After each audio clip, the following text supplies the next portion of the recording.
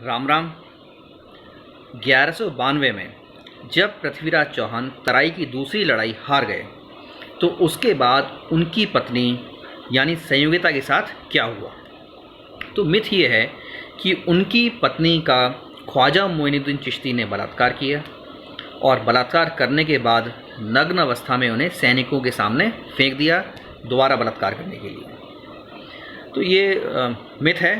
Facts क्या है वो मैं आपको बताता हूँ। देखिए,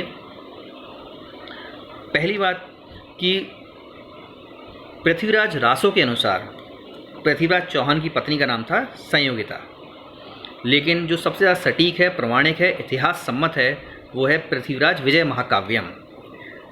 इसके अनुसार उनकी पत्नी का नाम था तिलोत्तमा।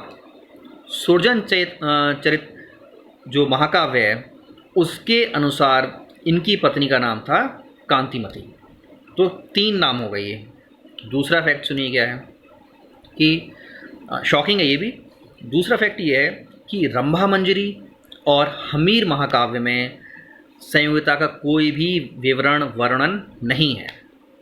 तीसरा और भी ज़्यादा शॉकिंग है कि जयचंद से रिलेटेड जो भी ताम्रपत्र, शिलालेख या जो भी वस्तुएं मिली हैं उसमें कहीं पर भी उनकी संयोगिता नाम की किसी भी पुत्री का वर्णन नहीं है। चौथी बात, जितने भी जैन, हिंदू, बौद्ध और फारसी ग्रंथ मिले हैं उनमें भी इस तरह की किसी भी घटना का वर्णन नहीं है। यहाँ तक कि भविष्य पुराण में भी इस तरह की कोई भी घटना वर्णित नहीं है। भविष्य पुराण का नाम मैंने स्पेशली इसलिए लिया है, इसमें पृथ्वीराज के बारे में काफ़ी बातें लिखी हुई हैं, लेकिन इस तरह की घटना का वर्णन इसमें नहीं है। भविष्य पुराण वो पुराण है जिसमें सबसे ज़्यादा प्रक्षेपें, सबसे ज़्यादा मिलावट हुई है। अगर इसमें नहीं है तो कहीं नहीं है।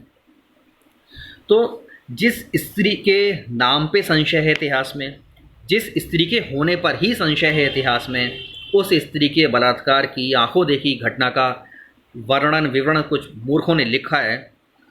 मेरे तो समझ में नहीं आता कैसे लिखा है। तो ये मिथ था।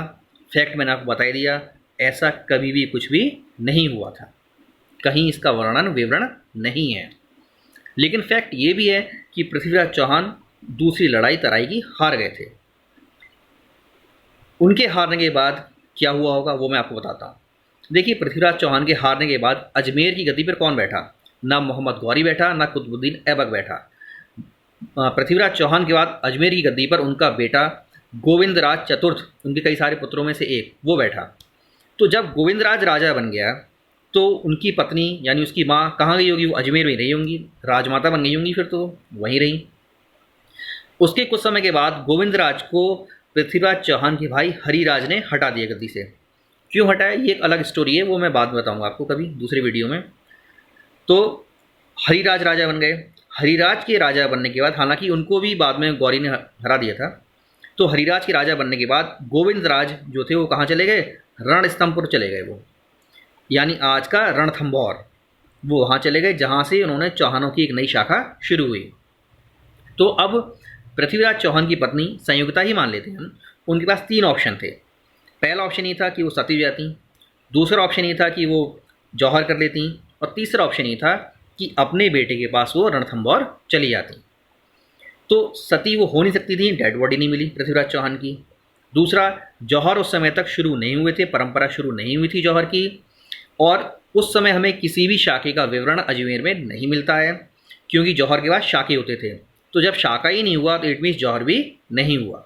तो तीसरा ऑप्शन उनके पास बचता था कि वो अपने बेटे के पास कहाँ चली जाती? रणथंभौर। तो यही हुआ होगा कि वो रणथंभौर चली गई होंगी।